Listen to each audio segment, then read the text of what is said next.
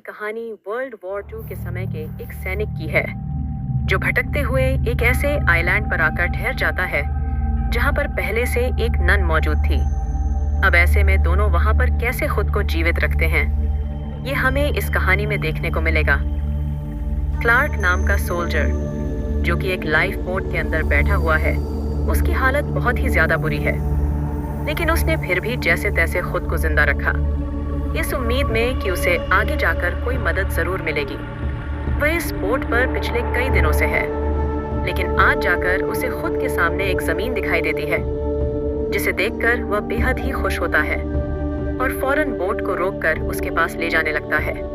लेकिन उसे डर था कि कहीं यह दुश्मन की चाल तो नहीं है, और इसीलिए वह बड़ी ही शांति से वहां पर खुद की बोट को किनारे पर लगाता है और धीमे पैर आगे बढ़ता है, जहां पर उसे एक चर्च दिखाई देता है।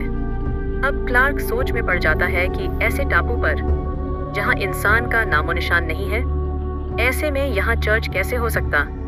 लेकिन वह यह भूल गया था कि जहां तक इंसान भी पहुंच नहीं सकते, वहां पर गॉड पहले से मौजूद होते हैं।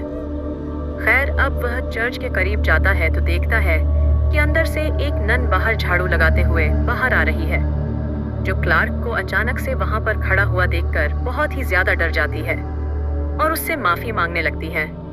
उसे लगता है कि शायद यह कोई दुश्मन है, लेकिन क्लार्क कहता है कि घबराओ मत, मैं जापानीज नहीं हूँ।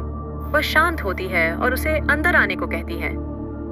वहां पर क्लार्क किसी इंसान की ग्रेव को देखता है और पूछता नहीं कि वह किसकी है कि उसका नाम एंजेलिना है। वह सिस्टर है, यानी कि नन है, जो कि धर्म प्रचार करती है। उसके लोग यहाँ इस आइलैंड पर आए थे कुछ लोगों को अच्छी राह दिखाने के लिए, लेकिन उन्हें यह नहीं पता था कि यहाँ पर दुश्मन का जमावड़ा है। उनसे यह भूल हो जाती और जैपनीज उन्हें बंदी बना लेते हैं।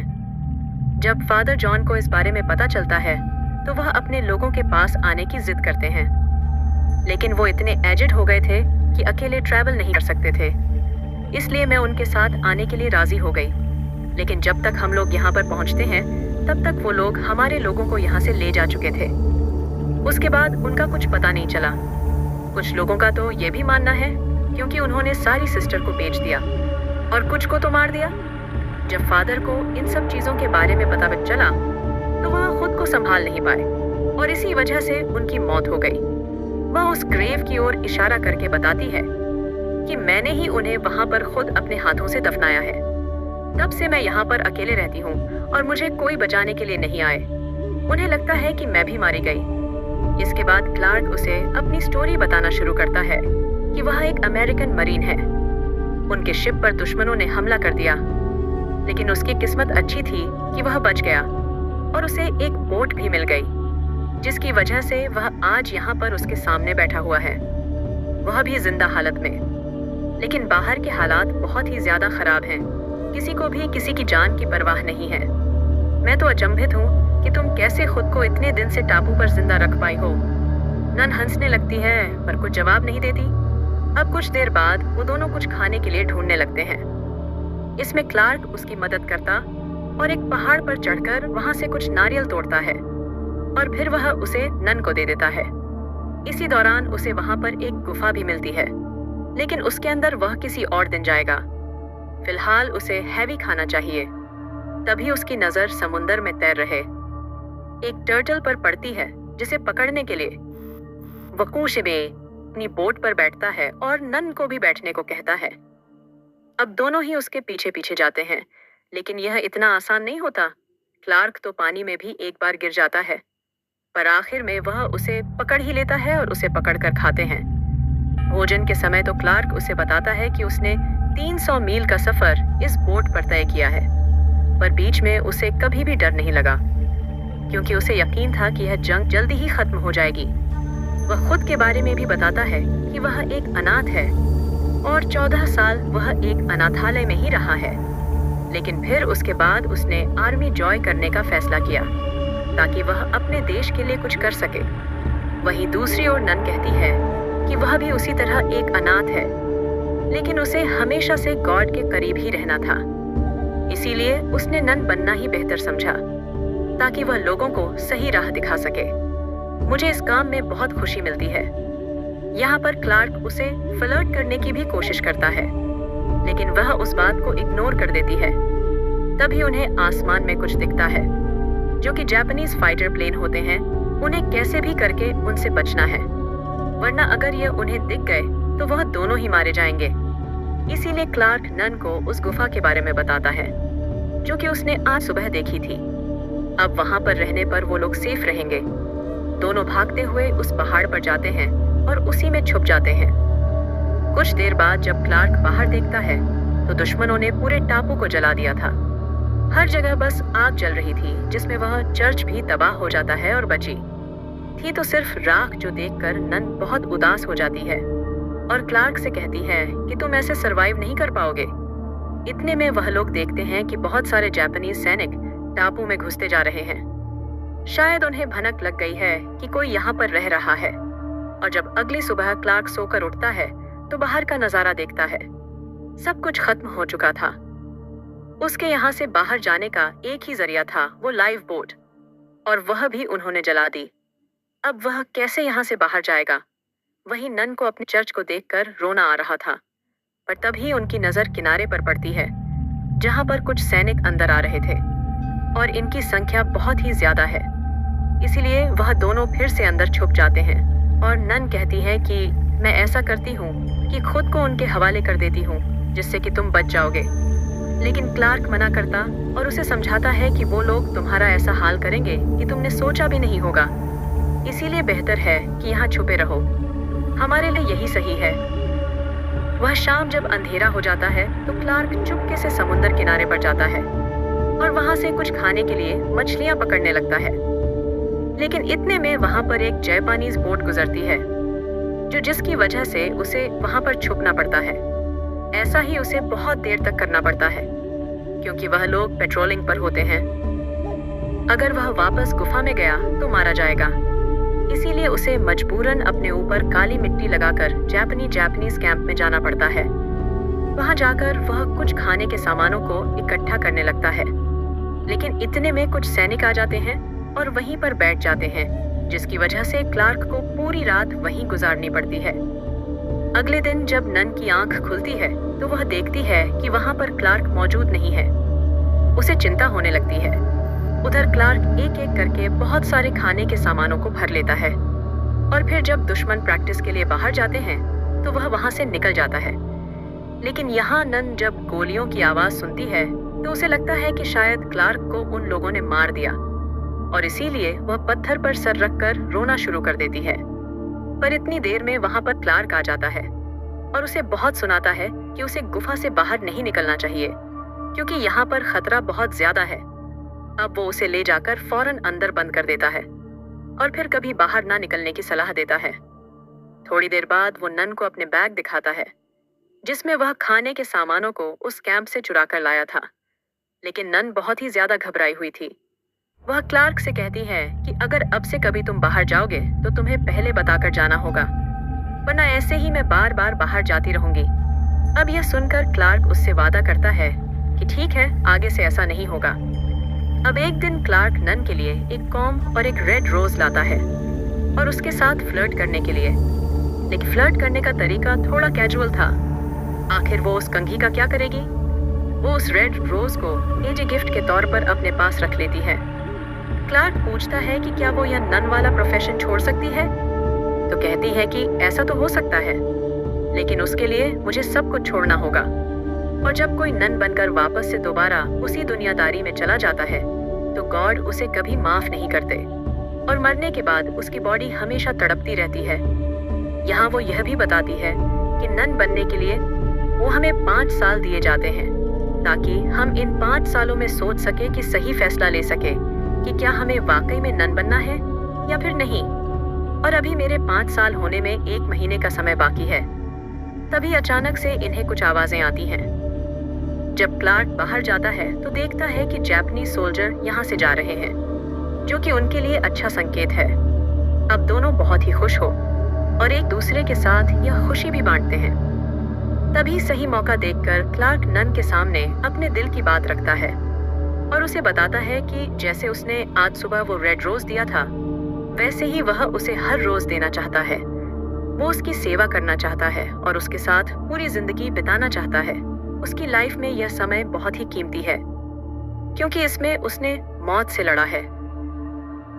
अगर तुम मेरी हालत कुछ दिन पहले देखती तो तुम्हें यकीन नहीं होता कि मैं कैसे जिंदा बच गया। क्या तुम्हें पता है कि हम जवान लोग के लिए हमारा देश पहले आता है, और इसीलिए हम अपना परिवार, अपना सब कुछ छोड़कर देश के लिए लड़ने के लिए चले जाते हैं। पर कभी कभी हमें बहुत ही अकेला महसूस होता है, और तुम अगले महीने में अपनी नन बनने का फैसले को बदल दो, और ऐसे में तुम्हें कुछ नहीं होगा तो वह कहते हैं कि क्या तुम मेरे हाथ में यह अंगूठी देख रहे हो, यह सिल्वर की है। यह तब पहनते हैं जब हम जीसस की कसम खाते हैं कि अब हम नन बनने के लिए तैयार हो रहे हैं, और जब बन जाते हैं यानी कि 5 साल बाद, तब हम गोल्ड की पहन लेते हैं। यही हमारा रिवाज है और हमारी जिंदगी ऐसे ही सादगी से चलती रहती है। मैं ऐसा नहीं कर सकती। ये सुनकर क्लार्क उदास हो जाता है और जाकर किनारे पर खड़ा हो जाता है। तब उसके पास नन आती है, जिसका सन्ये का असली नाम एंजेलिना है, जिसे क्लार्क कहता है कि शायद तुम्हारा फैसला सही हो, क्योंकि मैं ज्यादा समय बॉर्डर पर रहूंगा, और ऐसे में तुम्हें कुछ पता ही नहीं होगा कि मैं जिंदा हूँ या फिर मर गया हूँ। अब उस रात वो लोग खाना खा रहे होते हैं कि तभी क्लार्क के हाथ में एक जापानीज ड्रिंक लग जाती है, जिसको पीने के लिए वो उसे खोलता है और नन को भी देता है। पर वो इतनी ज्यादा ड्रिंक कर लेता है कि उसके मुंह से अनाप शनाप शब्द निकलना शुरू हो जाते हैं, जैसे कि वो नन बनकर क्या करेगी। इससे बेहतर है कि वह उससे शादी कर ले। वह उसके साथ जबरदस्ती भी करना शुरू कर देता है। तो एंजेलिना वहां से उठकर चली जाती है और जंगल में ही वह रात गुजारती है। जब अगले दिन क्लार्क उठता है तो नन उसे कहीं दिखाई नहीं देती, और वह भागते हुए जंगल में जाता है, जहां पर वह बेहोश हालत में पड़ी हुई थी। उसके कपड़े बारिश की वजह से भीग गए, इसीलिए वह फौरन उसे कैंप में उठा कर लाता है। लेकिन फिर वह जापानी सैनिक वापस आ गए थे। अब वह उसे लेकर फौरन गुफा में जाता है, लेकिन यहाँ पर नन को गर्म कपड़ों की जरूरत थी, और ये नहीं है,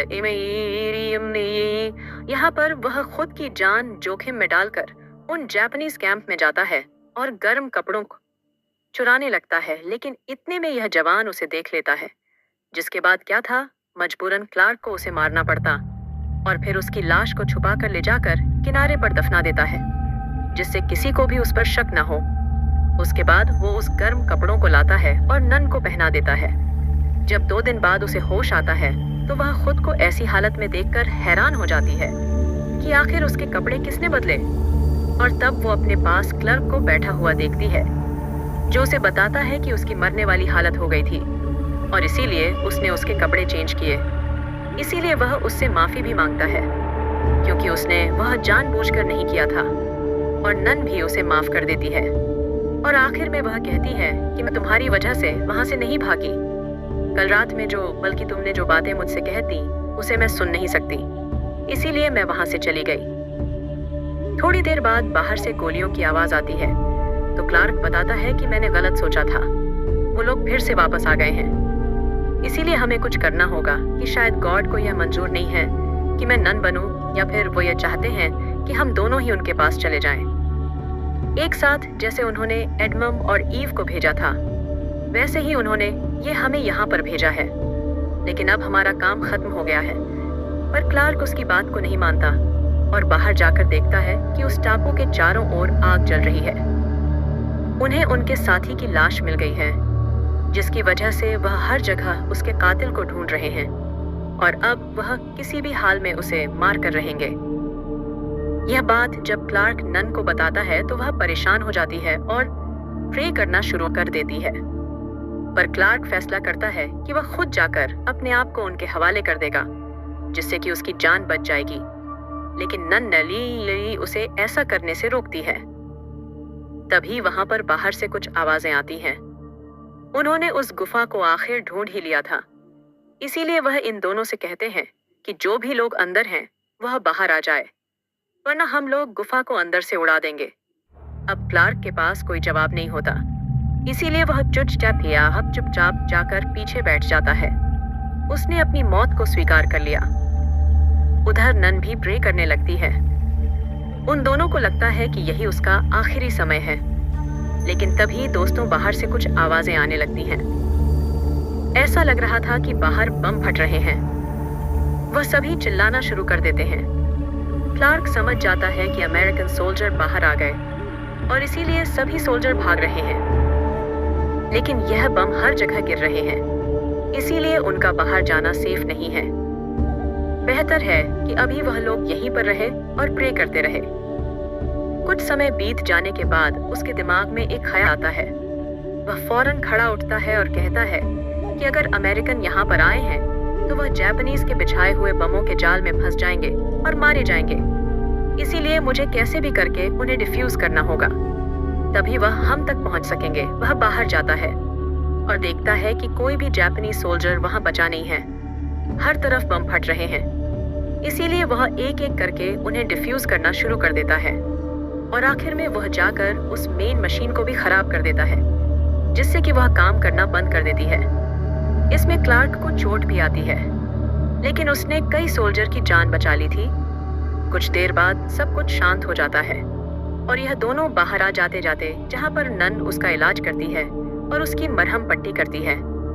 तब क्लार्क कहता है कि अब शायद हमारा अंत करीब है, हम शायद इसके बाद कभी ना मिले, यह हमारी आखिरी मुलाकात हो सकती है। तो नन कहती है, लेकिन मैं तुम्हें हमेशा अपने दिल के करीब रखूंगी, क्योंकि तुमने मुझे इतने दिनों में एक जीने की उम्मीद दी है। तुम मेरे हमेशा सबसे अच्छे दोस्त रहोगे, भले ही हम कितनी दूर क्यों ना हो। अब दोनों इमोशनल हो जाते हैं और इतने में वहां पर यूएस मरीन आ जाती है, जिन्हें देखकर वो उन्हें सिगरेट मांगता है। फिर उसे मुंह में दबाकर वहां से स्ट्रेचर पर उसे सभी ले जाने लगते और इसके पीछे पीछे नन भी मौजूद थी। इन दोनों की कहानी तो अधूरी रह गई, लेकिन दोनों के दिलों में दोनों के लिए एक अच्छी याद बनकर हमेशा जिंदा रहेगी। और यहाँ मूवी यही समाप्त हो जाती है।